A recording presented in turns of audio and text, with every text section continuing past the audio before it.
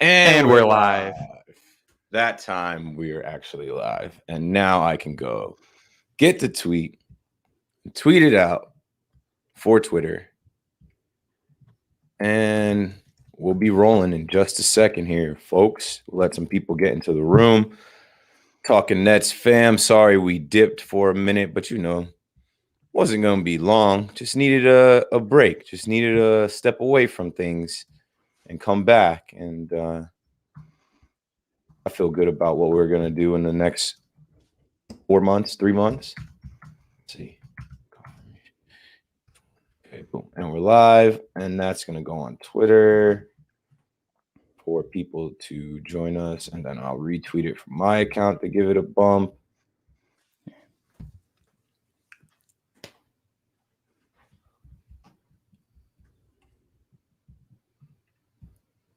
And I did get the notification. Boom.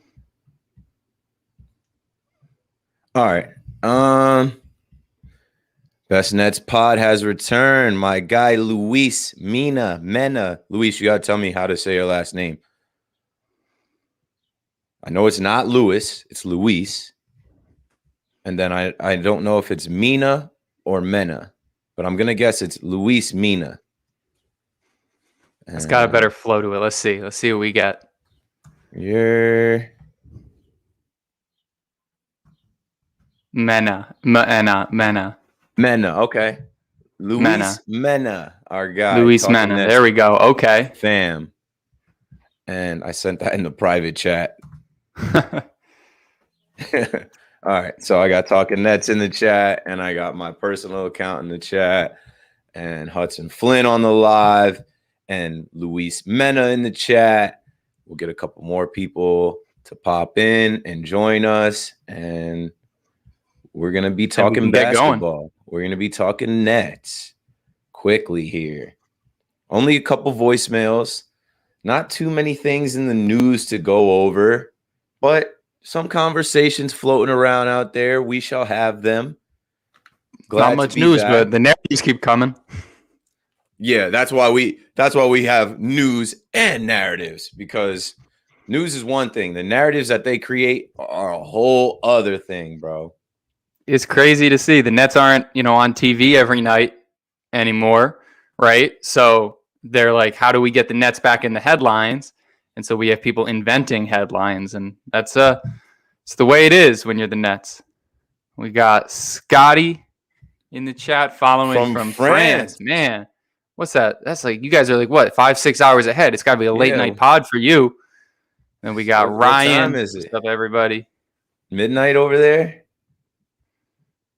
All right. I'm going to count us in and we're going to get started, okay? So let me make sure I'm recording on my end, because this has to go out on the pod. Boom. Okay. Go with your intro now. Yeah. Okay.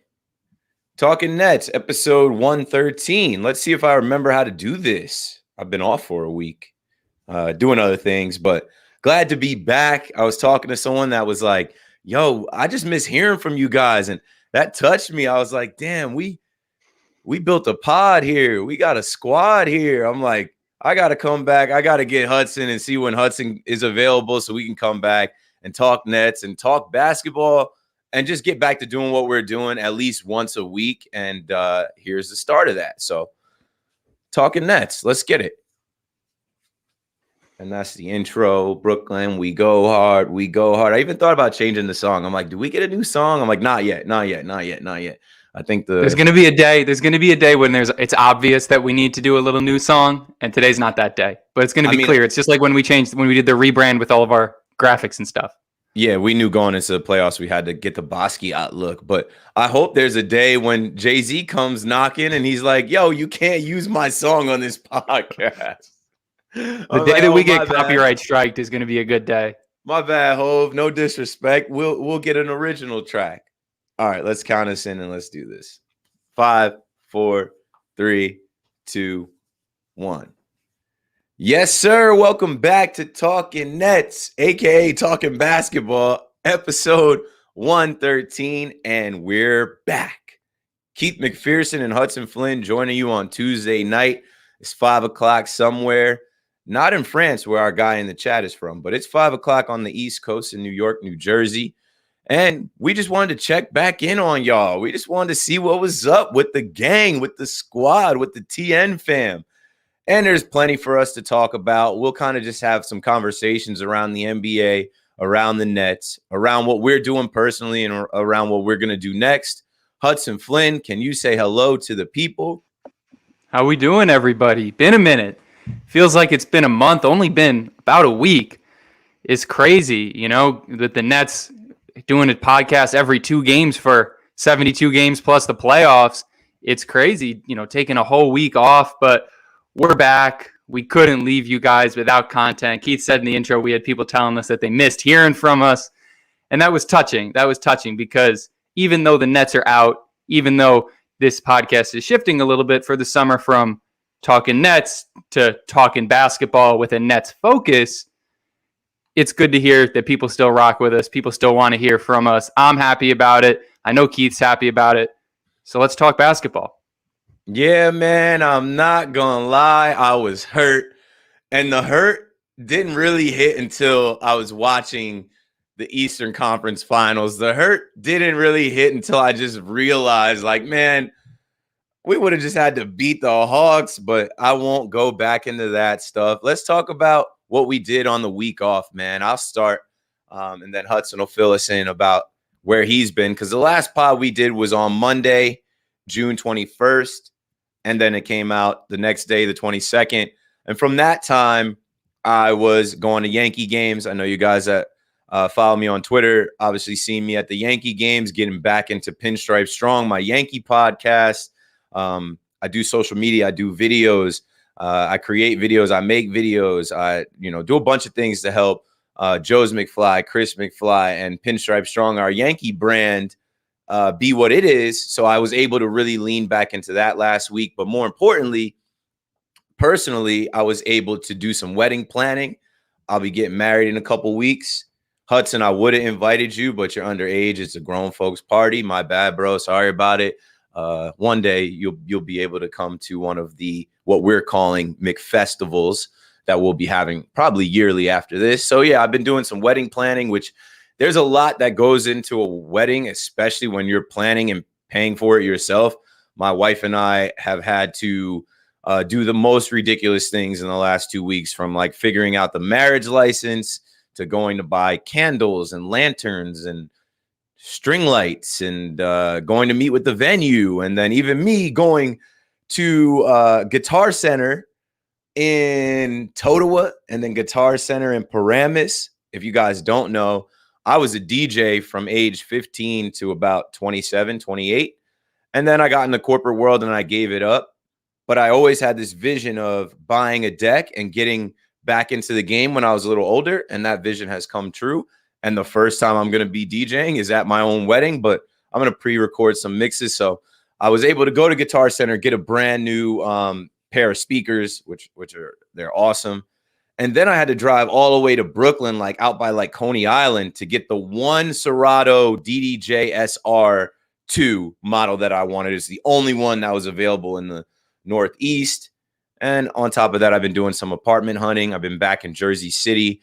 I don't live in Jersey City now, but I used to live in Jersey City, and I'm moving back to Jersey City. So that's what I spent the last week and a half doing since the Nets lost. Hudson Flynn, fill the people in on your personal life and where you were at and what you did with your time to yourself. The first thing I'll say is I hope and pray that I do not get an invite to any future Keith McPherson weddings. I got a good feeling about this one. I think this one will last. I mean, no guarantees and knock on wood and all that, but I got faith in my guy. But no, I mean, look, I felt the same way as you watching the Hawks playing and feeling like that should have been us. But I had a busy week too. I had a lot going on. Keith and I were talking, when are we going to get this podcast? And there was a time when Keith was home and he had a break in wedding planning and I wasn't home, and he was like, do you want to like record some voicemails? Do you want to like pre-record some stuff to bring in on the podcast? And I was like, you know what, let's just let's get this podcast done. Let's wait for us all to get settled and let's get back. But no, I was out. I was with family. I had some family in Pennsylvania that I saw. I hung out in Pittsburgh for a little while. Pittsburgh, cool city, needs a basketball team. If I'm being honest, I'm surprised they don't have one. They got all the other sports teams. What a good sports city. I hate most of their teams, really hate the Penguins, but I think they need a basketball team. I was talking to some of my family down there. Closest one is Cleveland. That's the Wow, closest yeah, team. when It's you think about Cleveland that. or the Sixers. And that's like a big city, a big sports city to not have a basketball team. So I was thinking about that. But yeah, no, I enjoyed my week off. But, coming around to today, coming through this weekend, it just felt like it's time to get back to talking Nets. It's time to start talking basketball again. I've taken my leave of absence from enjoying the NBA, frankly, and having a horse in the race. But now I'm back. Now I'm ready to talk about it. So let's get right into it. Yeah. Let's start off with plans for this show. What we want to do next is have at least one episode a week. And when I say people reached out, like our guy Bird's Eye View put a tweet out. He didn't even at me, but he just said like, "Damn, I miss hearing from my guys on Talking Nets." And then I had a couple other people DM Instagram and hit me up personally, and they're asking like, "Yo, are you guys gonna do off-season pods? Are you gonna talk about trades? Are you gonna talk about free agency? Are you gonna talk about the head coaching carousel?" I'm like, yeah, of course, but it's just Hudson and I with a little help from our guy Twitchy here and there.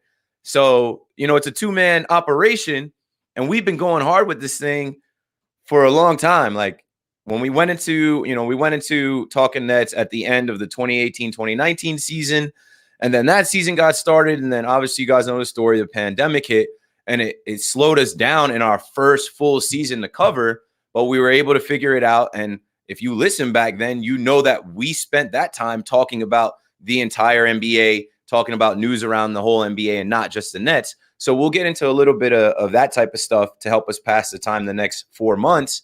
And then we also want to bring in some guests. Maybe we'll bring back some old guests. I would love to bring back Ian Eagle, Sarah Kustok, Michael Grady, Chris Sheeran, Ryan Rucco, like bring back the Yes Network crew now that we've kind of built this thing, because they did us a solid in June of 2020 when we were a lot smaller. My connection with the Yes Network, being a friend of the network, they hooked it up. I would love to see them come back on now and, share their insight on this past season and looking forward to this season. So we'll try and do that. But I also want to bring in some new blood, and I won't drop the names that I have in mind, but there's plenty of people in the Nets world, on Twitter, in the basketball world, that we admire, that we'd love to try and get on the podcast. So we're going to try and do that for you guys. And we'll also have emergency pods. If some news breaks, if something happens where, it's like, yo, we got to talk about this. Honestly, like when Trae Young twisted his ankle and bruised his foot on the ref, I was like, man, we should pod, because I immediately felt like, yo, like that's what happened to Kyrie. Obviously it was Giannis, but a freak injury like that changes the series. Trae Young came back, and we'll talk about that more when we get to around the association. But that's where we're at. One episode a week, most likely recording on Tuesday night, and then, being live Tuesday night into Wednesday morning for you guys that listen in the morning. Bringing in some new guests, possibly bringing back some old guests, talking basketball, talking about the whole NBA news, emergency pods when there's breaking news on the Nets. We'll probably cover Team USA. Obviously, KD is there. And we'll keep this rolling. There will still be some content on our Twitter. There will still be some content on our Instagram, but obviously not as much. Hudson has class. Hudson has a summer to enjoy, but he'll be back in New York pretty soon. He's got like another month, and then he'll be back in New York. Then when we're both in New York, we can do some more things. So look forward to that. Hudson, anything to add to what we, got planned next, or what are your plans, or anything you want to say for the audience to look forward to? Nah, I mean, really just stay tuned. I think that the off season is going to be a time where we're able to do some different things that we wouldn't have been able to do in the regular season, right? If you look back last summer, we had all these guests. Keith was great, brought on some of the Yes Network people. We even had a player from the Nets, and that was a lot of fun. And then we weren't really able to keep up with that type of a schedule because people were doing things. The Yes Network was the Yes Network. They were doing Nets coverage. Players were playing. And now this summer, we got a summer where we're going to be able to try some things, some experiment, maybe some long form stuff. I mean, just stay tuned. We got a lot of cool stuff coming. So it's not going to be a long off season without your Talking Nets content. Yeah, and we got to get right into the news and narratives. So the first thing that I want to talk about, because a few people reached out to me about this, and I gave it little to no time, not much of an answer from me, but a Yahoo Sports article came out last week by Nick Schwartz. Also, the name Matt Sullivan is in the headline, and it says, Nets may listen to trade offers for Kyrie Irving. Now, if you're watching on YouTube, what does that say for the 1,000th time? What has my wall said for months? We support Kyrie. We're not trading Kyrie, folks. I don't know if this is coming from some haters. I don't know if this is coming from people on the outside. The Nets have a bunch of people on the outside that don't really watch the Nets like we watch the Nets, don't really pay attention to the Nets like we pay attention to the Nets. And they have jobs where they can write articles and stir up Twitter and stir up every hater to say, yeah, Kyrie was taking leaves. The Nets aren't pleased with him. Kyrie is a cancer. See, the Nets want him out of there. No, sir. This is Kyrie's team. And in my time the last week and a half thinking about the Nets, I'm like, what was the biggest thing that happened in the Bucks series to stop the Nets?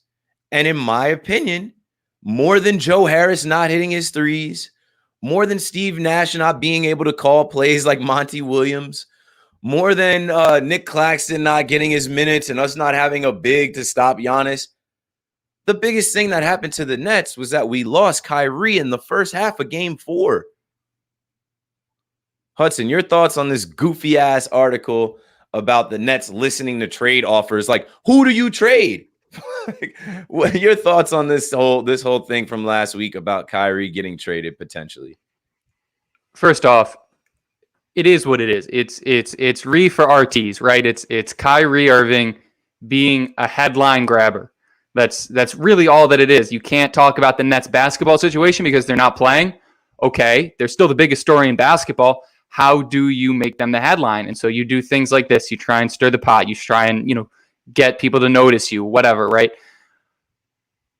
We know what Kyrie is, right? He's not a very public guy. He doesn't go on podcasts the way KD does. He doesn't, have friends that are, liable to leak things the same way James Harden does. He's a very, very private person, right? He's not talking to random Boston Celtics beat reporters talking about, if the Nets are discontent with him, or if, he wants to leave, all of these things, right? Which I think the basis of the article was that Kyrie was disenchanted, or the Nets were disenchanted with him, whatever. It's just fake. It's honestly all it is just fake news. And it's Kyrie for clicks, right? That's just the way that it's going to be with this Nets season for this entire offseason. It's just going to be what it is. Like, this is the first of many. We are going to see a whole lot of reporters trying to cash in on the fame of the Nets. And this is just one way to do it, right? There's so many other stories that they could talk about, but they want to talk about Kyrie because he's this polarizing figure. And the more they can put him in the headlines about things that aren't basketball, the more people forget that Kyrie Irving had one of the single greatest offensive seasons in the history of the NBA. Like, there's no ifs, ands, or buts about it. Kyrie Irving is one of 5 players to ever put up 50, 40, 90 with 25 plus points per game in the history of the NBA. People are forgetting about that level of production now because they want to push all of these narratives, right? And that's what we're going to see all summer. People are going to forget about what KD did. They're going to forget about what James Harden did because he was hurt in the last couple of games. And by the time we get to the next season, there's going to be a narrative like, oh, the Nets couldn't do it and they're not going to be able to do it. And like, it's going to feel like we're the underdogs again because all summer people are going to be talking about how the Nets aren't good enough. They have all of these problems that they're just inventing. But as Nets fans, we should be used to this by now. We've been seeing it since Kyrie got signed and there was the whole drama with him, and going to the China trip. I can barely even remember all of that stuff from way back when. So it's really just going to keep going. It's going to keep coming. So just as Nets fans, remember to stay locked in and to just know that this is our big 3. This is what we're doing. All the off the court stuff is fake. Just focus on getting back on the court and getting healthy. We have a big 3. The universe was not ready for a healthy big 3. The universe was not ready for that healthy big 3 to run through these playoffs this season. And that's fine. But this article, this is what threw me off about this article. And this is when I say people don't pay attention to the Nets and don't follow the Nets the way that we do at Talking Nets and the way that you do as Talking Nets fam. Like Matt Sullivan, this is a quote from him. He says, "Let me give you guys a little news. I'm not sure that's been out there. I've heard that Nets ownership was quite upset with Kyrie's pause, especially the maskless party that turned into his pseudo paternity leave." Okay. If you guys remember back in January when he did have that party, I'm pretty sure his dad and his sister have birthdays that are like a couple days apart. That wasn't at the same time that his child was born. His fiance or wife just posted those videos a couple weeks ago announcing that the child was born. And then when we heard those rumblings, I remember seeing it on Sideline Sources, which you guys should follow. Sideline Sources, they're great. But I remember seeing it on Sideline Sources after that maskless party, well after that maskless party, that people were jumping on Kyrie for leaving, and all he was doing was attending the birth of his son, which athletes do all the time. And as human beings, there's really not much greater in your life that you should miss that type of thing. But let's move on. In the next part of the news and narratives, KD, my boy KD is out here popping up at baseball games. I know some of y'all listening are like, baseball is whack. I don't watch baseball. But KD was at Citi Field. He wore a Mets hoodie. I think it was like a designer Mets hoodie because the Mets logo was like green and purple. He was at Citi Field first with Rich Kleiman, his manager, his business partner, who is a known Mets fan, and his bodyguard.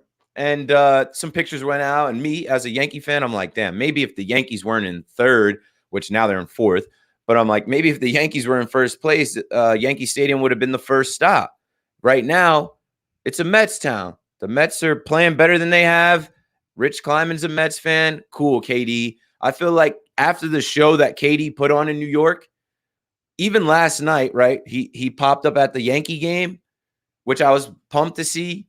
He's like a king in New York now. He's got to make his rounds. He's got to show up places. This is what you're supposed to do. Season's over for you. Go make appearances elsewhere. But I think he enjoyed his seats in Yankee Stadium a little better. He had a front row seat last night. He got to see Dylan Bundy puke on the mound. Shout out to our guy, Eddie Gonzalez, who also is right next to KD. Looked like they had a good time. I was in the building. It was hot, and the Yankees played like trash, but, that's been pretty standard. What are your thoughts on KD showing up in MLB ballparks? KD, a baseball fan. I knew he was going to be in there last night to see his boy Ohtani.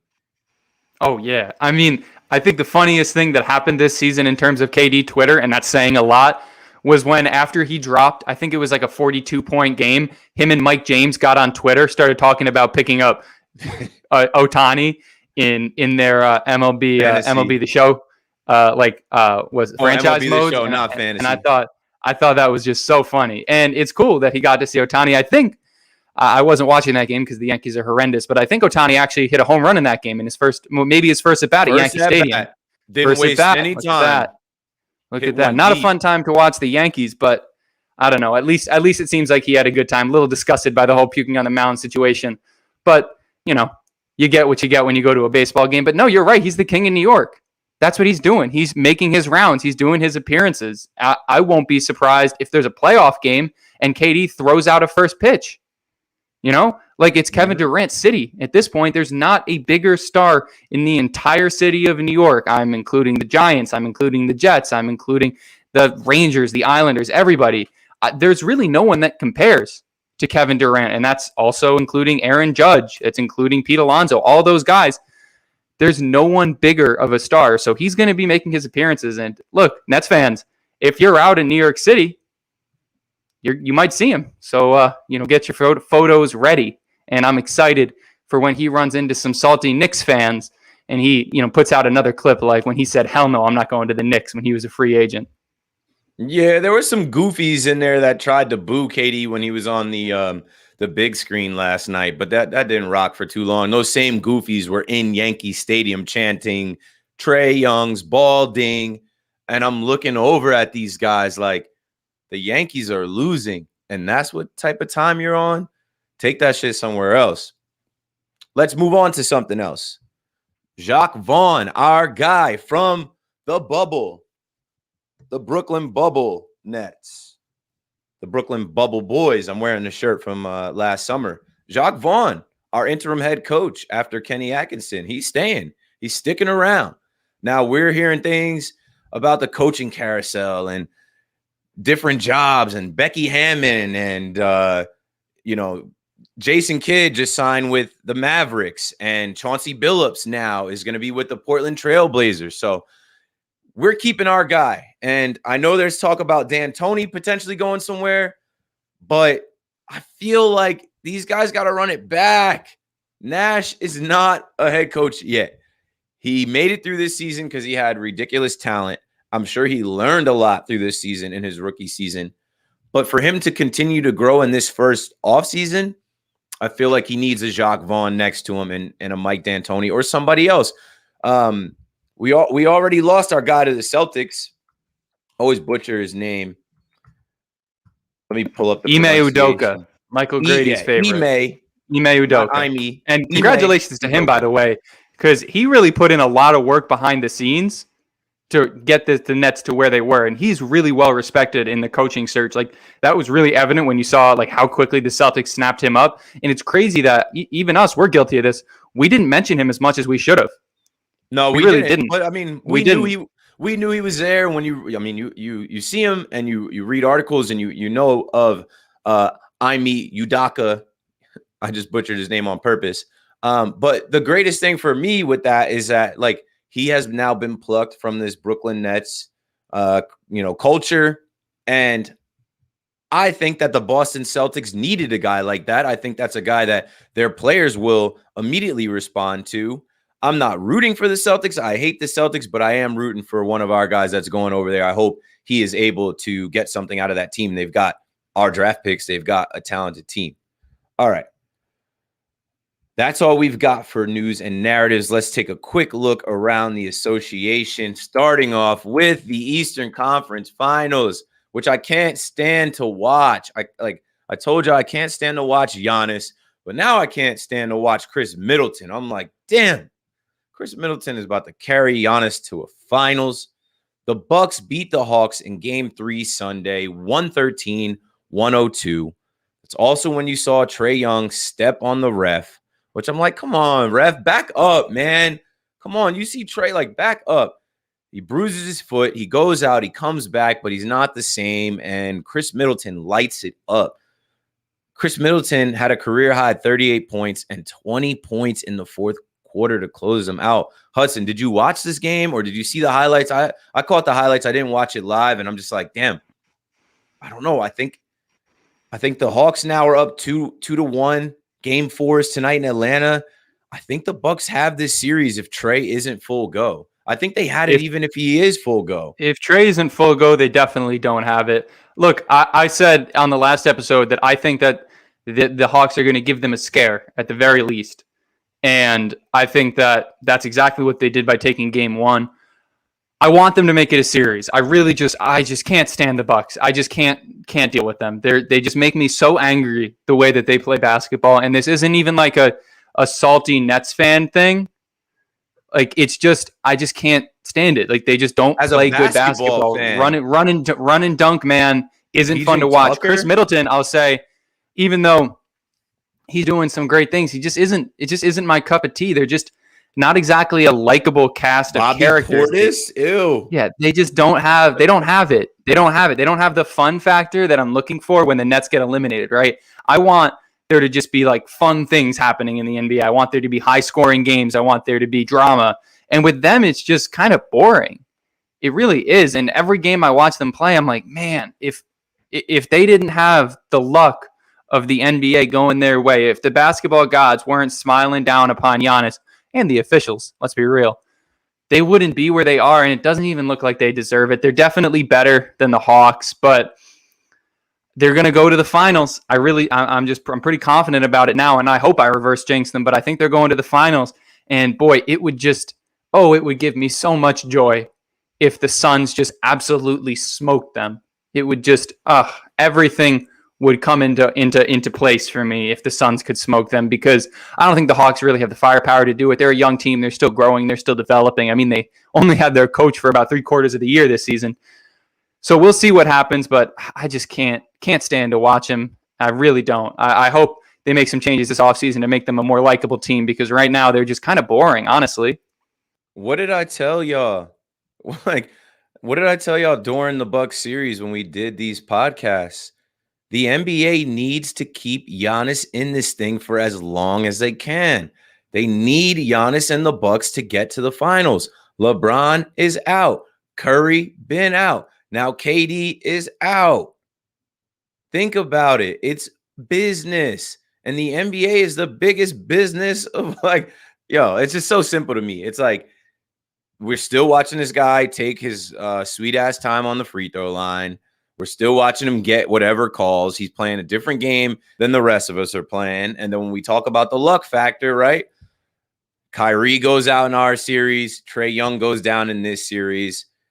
Both games that these superstar point guards go out, team ends up losing. And James Harden, in the first minute of the first game. Game one, James Harden, that is luck. That's the universe. That is also the NBA saying, well, we need our superstar. We need our international superstar. Say that. Don't forget that. It's a global game. Giannis is the Greek freak. They want the Greek freak to get to a finals. He ain't never been to the finals. He got back-to-back MVPs. So this is looking like the year for it. The Suns, they're not a lock either. So the Clippers beat the Suns in Game 5 Monday, 116-102. Playoff P was activated a couple games ago. But then you got guys like Marcus Morris, Reggie, Bobby Shmurda, Jackson holding it down. The Clippers are doing this without Kawhi Leonard, Serge Ibaka, Zubac. They're doing this without their full team. And when I say doing this, what I mean is they're in the Western Conference Finals, giving the Suns, the number 2 seed, a series, right? All that Suns in 4 guy, that shit is dead. That shit is dead. They couldn't close them out. The hardest game to win is the closeout game, right? Nets lost back-to-back closeout games in Game 6 and Game 7. It's hard to do. It's hard to close out grown men. It's hard to beat these grown men who don't want their season to end. They're competing too. What are your thoughts on this Clippers-Suns series? Obviously, we want the Suns. I think we both pick Suns and Hawks as our finals picks. The Clippers without Kawhi, I don't care to see them in a finals. I'm glad that they're challenging a little bit, but I want the Suns to close this out so they can rest up and be ready to maybe Suns in for the Bucks. That'd be awesome. I will say, though, Paul George, he's challenging, if not has taken the lead for the most hated for least reason title from Kyrie Irving. I really do. Yeah. I really do think that he's on that road, because it was one thing in the bubble when he had mental health struggles and he wasn't playing his best basketball in the playoffs. That's one thing, and also totally understandable, right? We've seen Dak Prescott, Hunter Henry, all these major stars, Kevin Love, deal with things like that. That's absolutely nothing to talk about that. But for him to come out these playoffs and just absolutely carry his team without someone who people were saying last season was the best player in the NBA in Kawhi Leonard is more than just admirable. It's impressive, and there's absolutely no one talking about it. And it's just disappointing, because I don't have any particular stake in Paul George. I used to think he was really cool. I remember watching him play when he was with Indiana. It was awesome because he was this big, young, on-the-rise superstar. I don't really have a stake in him. But just to see all of this random hate, it just makes me think, stop being children, Stop being children. And that's, I love sports to no end. But there is one thing that I will hate about sports from now until the day I die, is just fans taking it too far and acquiring these random hatreds for players for really no reason, just because they play for an opposing team. It's really beyond me. I can't figure out why people do it. But I think that if you're an NBA fan, put some respect on his name, because even if they lose this series, which they probably will, he's done absolutely more than was ever, the plan of being asked for him.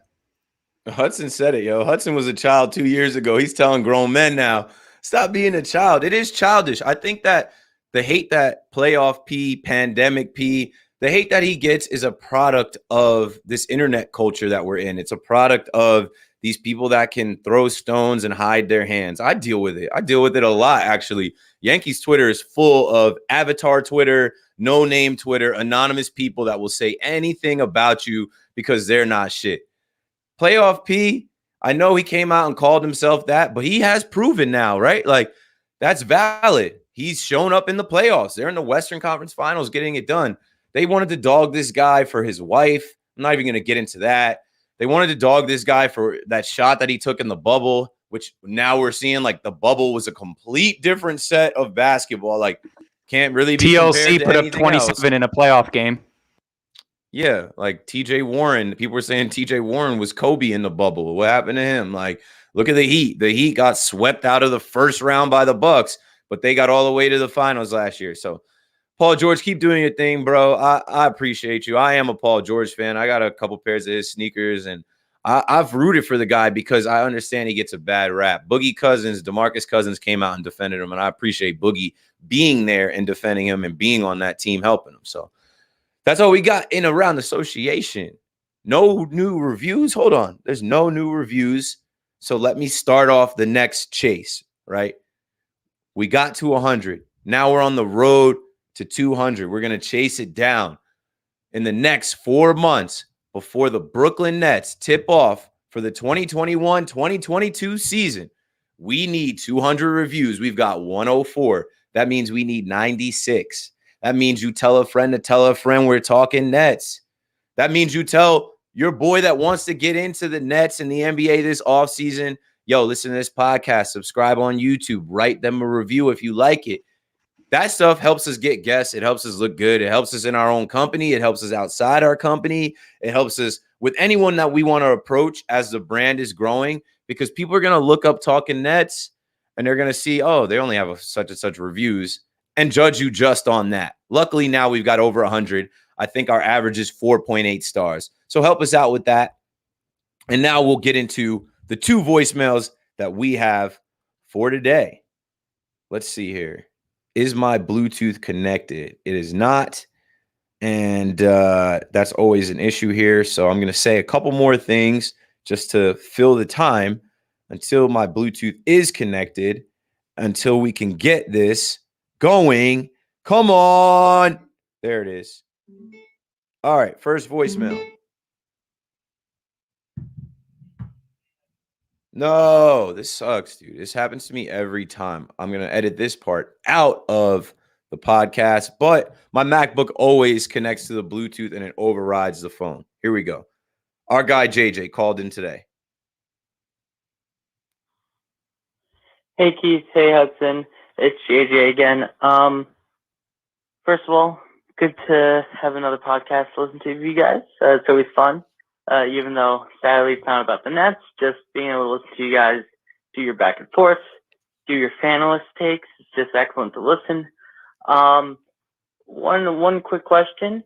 What do you think Team USA will look like in the Olympics? And also, what is one other Olympic sport you are looking forward to watching? For me, it's going to be women's soccer, and baseball is back, so I'm pretty excited for that. But I'm not going for Team USA. I'm going for Team Israel.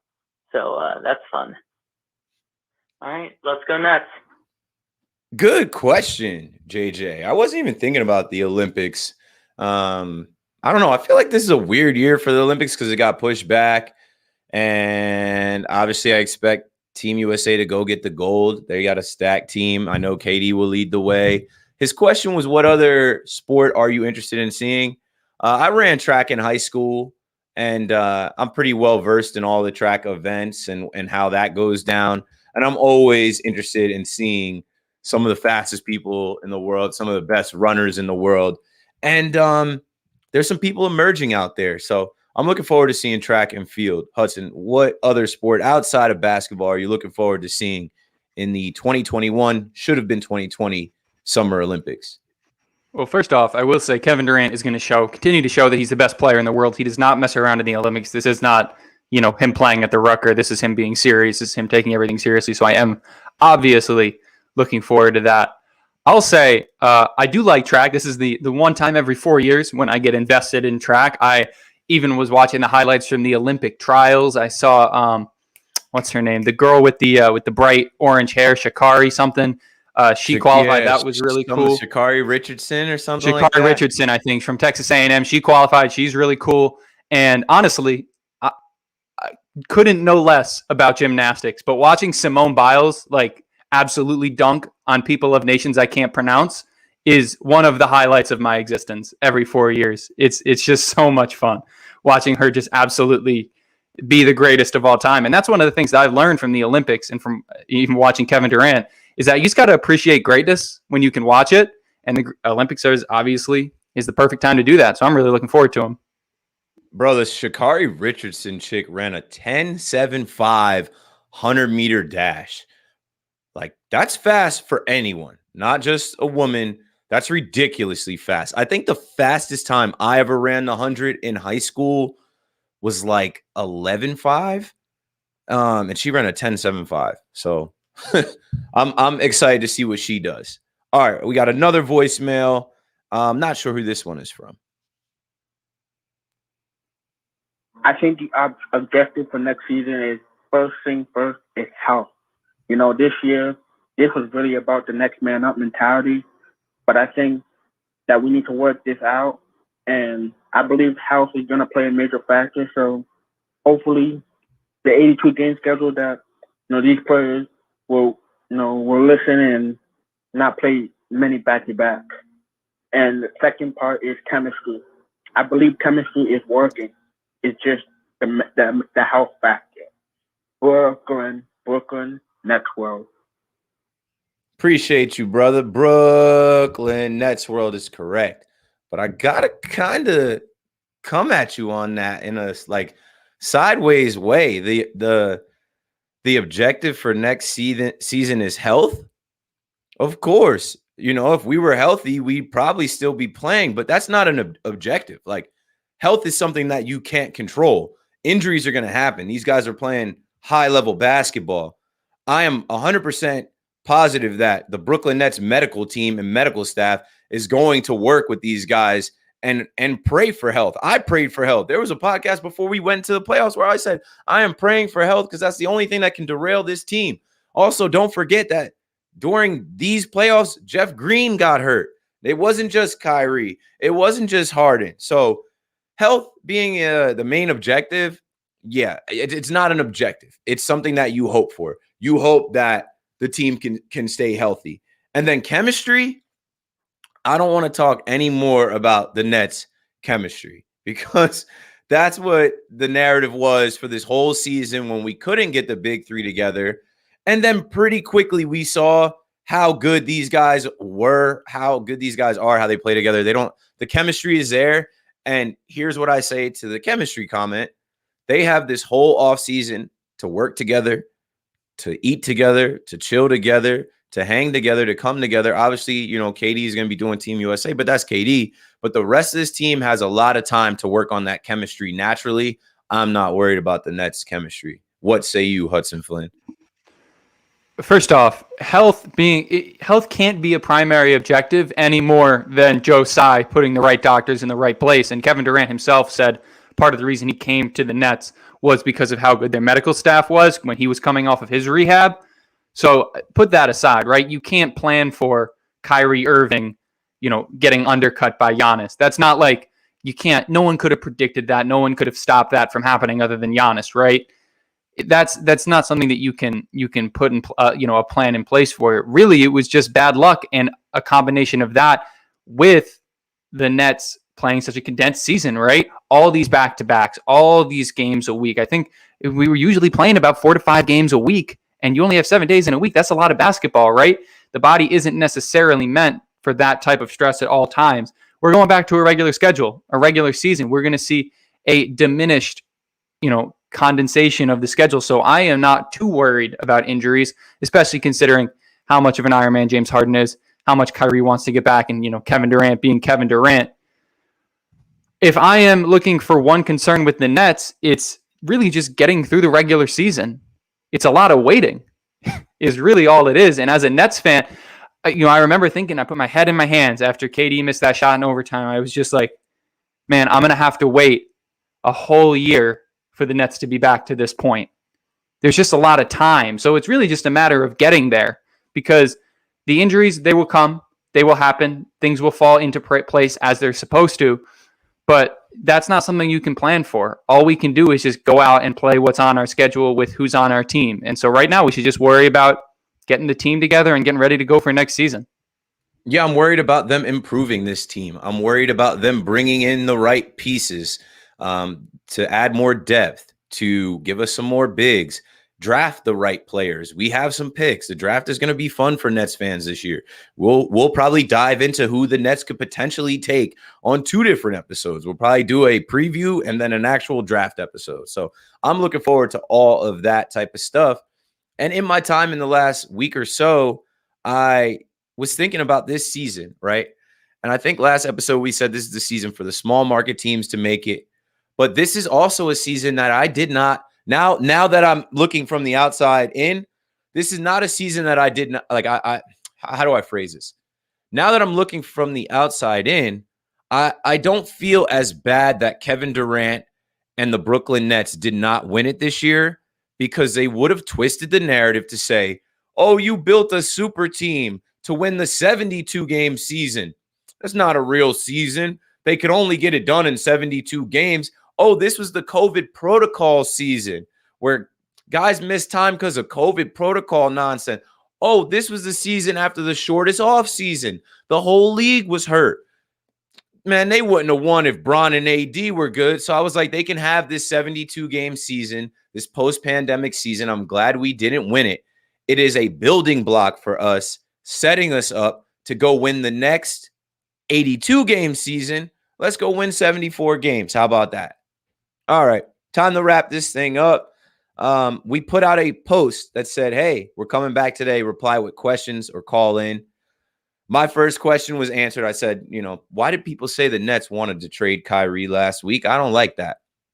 We answered that. Question 2 from our guy, Mr. Bird Notice. He said, should the Nets draft for value or need in the draft this year? I'm going to go ahead and say you draft for need right away. Like, why not? There's some good players at the top of this draft that everyone knows about, the top 4 players. But in Marks we trust, in this organization we trust, they're going to go find talent, and they're going to find guys that'll be ready to play right away. Why not go get your own? Why not go get young guys that you can bring into this culture, that you can coach and you can craft, and they get to learn from some of the best players in the world? Hudson, your answer to that. I think we can go both. The Nets have 4 draft picks. 1 first-round pick, 3 second-round picks. You can draft for both. You can take 3 players that fill a need and then draft a stash player that, comes away, comes back from Europe in 2 years and dominates the league. You can do things like that with all of the options the Nets have in terms of picks. So I am really looking forward to this draft much more than I was for last year's draft, because we all kind of knew that pick was getting traded, to this year seeing what can the Nets do, because there is some good deep value in this draft, and there are some players out there that could really benefit the Nets. So we may not take all 4 of the draft picks, because that's a lot of good trade bait, but 1 or 2 of those players are going to be on the team, and you're going to have to hope that they're impactful players. So I'm looking at, who are we going to draft to be our backup point guard? Who are we going to sign to be our backup point guard? Because we saw the reports that Spence is probably heading home to one of the LA teams. And then I'm thinking, okay, what more depth bigs can we get? Can we get some stretch shooting, but maybe someone with a little more solid of a body than a Nick Claxton? I don't know. Let's see what we can do. But we don't have to lock ourselves into any one thing, because Sean Marks is a genius. And so he was able to get us the picks that we needed to have to move forward. And that's why I'm really looking forward to this offseason, because the Nets are going to be able to make a lot of moves. It's not going to be an offseason of coasting, an offseason of running it back with the same team you had. There's going to be things happening. Yeah, this is going to be fun. Just sit back and watch it all happen and know that we're in good hands and the Nets are going to improve this team. Here's the next question. Should the Nets change their coaching staff? I don't know if it's like, all right, when you say coaching staff, obviously that's the staff behind Nash, right? They didn't say I saw some people talking about firing Nash or moving on from Nash and signing Rick Carlisle. Nah, that's not going to happen. He's obviously Sean Marks' boy, handpicked. You build around him. Jacques Vaughn, we just said Jacques Vaughn is staying. D'Antoni, we don't know about yet, but I would love to have him back, and I would love to see these guys run it back for another year. Your thoughts on changing this coaching staff? And we already said we lost Ime Udoka. So there's going to be a change. There's going to be an assistant coach that is brought in, probably someone with a big name. But at the end of the day, right, I think it's tough for the casual NBA fan, which we are. We obviously we're very locked in on the Nets, but we didn't play in the NBA. We didn't play college. We didn't even play high level, high school basketball, right? It's hard to say how much of an impact these down the line assistant coaches are going to have.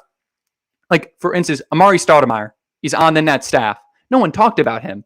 No one even talked about Ime Udoka very often, and now he's a head coach of the Boston Celtics. So I think it's going to be interesting to see who we do bring in, because it's going to be someone. But at the same time, if we do bring in a big name like D'Antoni, don't expect it to instantly translate to these massive changes in the Nets organization, because we're keeping our head coach, we're keeping our GM, we're keeping our philosophy. And at the end of the day, we're keeping 3 of the greatest scorers in the NBA. And so they're going to play their offense how they would like it to be played. So, it's interesting to think about, but I don't think it's going to have as much of an impact as people are thinking that it will. Okay, and this question perfectly queued up from Twitter for our chat, which keeps talking about Joe Harris. The question from Gino Shapiro, 80OG, is, do we trade Joe Harris and sign Reggie Jackson? I'll let Hudson respond to that. And you guys in the chat can queue up your questions. I see all the back and forth about trading Joe Harris. We're not trading Joe Harris. Like, you guys got to get over it, okay? The guy had a bad series. He went missing. I'm sure there's no one in the world that's more upset with his performance than himself. He let us down. That's forever. But you know what? This is how redemption happens. I really do believe that Joe Harris will get his shot in the playoffs next year to shoot the lights out and wipe the slate clean. Like, that never happened. Like, okay, he's a 4-year, $75 million Brooklyn net. They're not trading him. Yeah, they're just not going to. And the one thing, like, I understand the frustration with Joe Harris.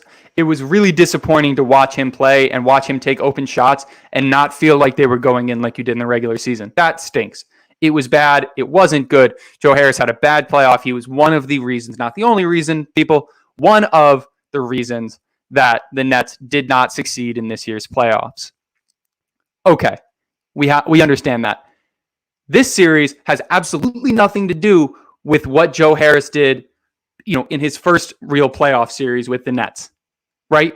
We're talking about years ago. So don't even bring his struggles in, the first round against the 76ers into this conversation. It has literally nothing to do with this. Is a much, much, much larger stage. Joe Harris was signed for a lot of money. The Nets made a significant investment in him. You do not think that you lost all of that investment right off the bat. There's guaranteed money that went to him that the Nets are not going to be able to recoup. Sean Marks is a businessman. He's not going to just take a loss on it when everything is shown that it's probably not going to be a loss in the future.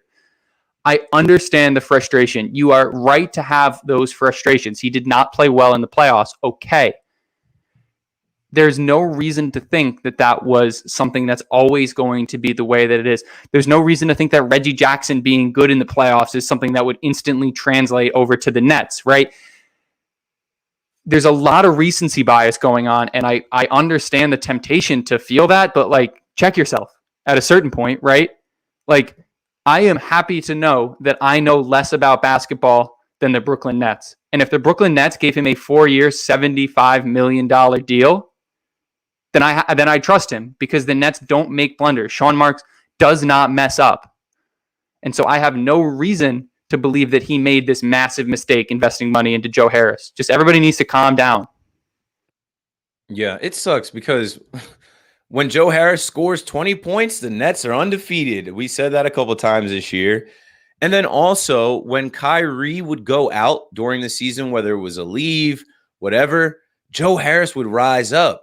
I definitely said on the pod during the season, like, yo, when Kyrie goes down, that is a green light even more for Joe Harris for point production.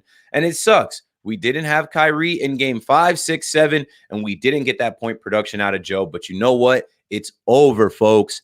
Please turn the page and mark my words. When we're doing Talking Nets episode 300 something in the playoffs next year, and Joe Harris shoots the lights out in a game 6 or 7 in the second round, third round, maybe in the finals, and all of you are singing Joey Bucket's praises, we're going to be like, yo, we told you he was going to get a chance at redemption. Last question is, do the Yankees owe Kevin Durant an apology for the nonsense game yesterday that they made him sit through?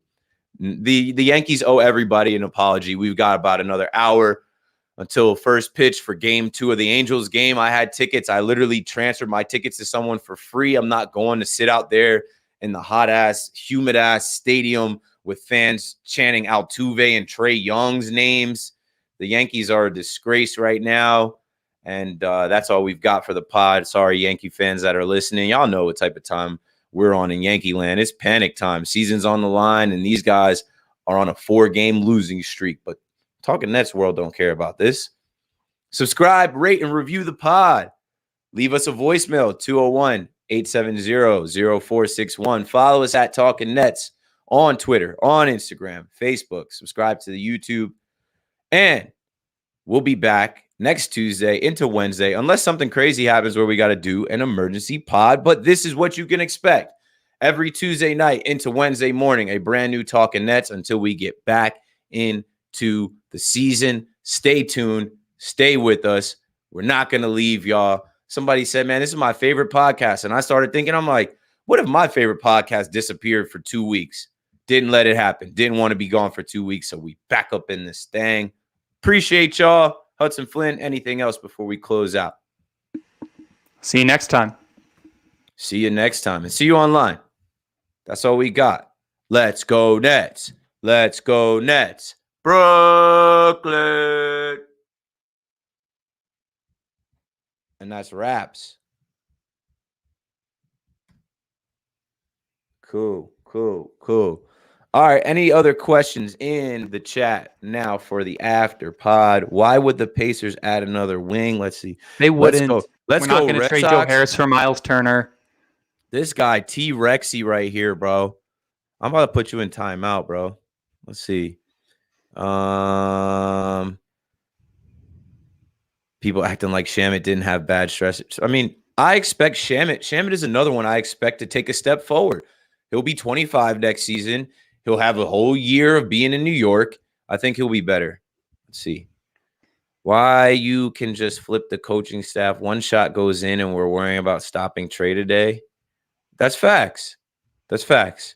If KD's foot is back 2 inches, we're in this Eastern Conference Finals. That's why I'm also not tripping. It was a game of inches. It was that close. Wasn't like we got smoked by the Bucks and we're worried like, wow, this team can't do it. No.